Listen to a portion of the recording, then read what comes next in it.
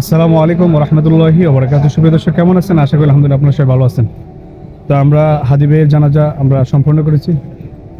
জানাজার পরে আপনার দোয়া করেছে, কবর দেওয়া হয়েছে, এখন সব শেষ। আপনারা সবাই হাদি ভাইয়ের জন্য দোয়া করবেন।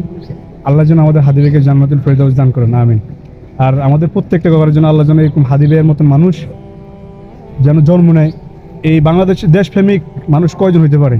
আল্লাহ তাআলা তার সম্মান কত করে দিছে আপনি বলতে পারবেন না।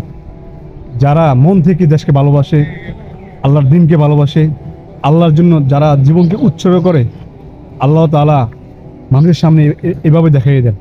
দেখেন বাংলাদেশের কত মানুষ মারা গেছে, কারো কবর কিন্তু এত সম্মানিত করে দেওয়া হয়নি। তার পুরো বাংলাদেশের প্রত্যেকটা মানুষ তার জন্য দোয়া করতেছে। আপনারা সবাই ওসমান হাদি ভাইয়ের জন্য দোয়া করবেন, আল্লাহ যেন আমাদের বাইকে জান্নাতুল ফেরদৌস দান করেন। আর ওনার বাবা মা যারা আছে তাদেরকে ধৈর্য ধারণ করার তৌফিক দান করেন, আমিন। আর যারা আমার বাইকে যারা শহীদ করেছে, ইনশাআল্লাহ তাদের সাথে আমাদের একটা যুদ্ধ হবে ইনশাআল্লাহ। এই যুদ্ধ যদি আমাদের জীবন যায়, ইনশাআল্লাহ যাবে। আমরা ইনশাআল্লাহ আল্লাহর পথে থাকবো, ইসলামের পথে থাকবো ইনশাআল্লাহ, ইনসাফের পথে থাকবো ইনশাআল্লাহ। হাদি ভাই আমাদেরকে শিখিয়ে গিয়েছেন যে কিভাবে লড়তে হয়, কিভাবে সৎ পথে লড়তে হয়। হাদি ভাই আমাদেরকে দেখিয়ে দিয়েছেন।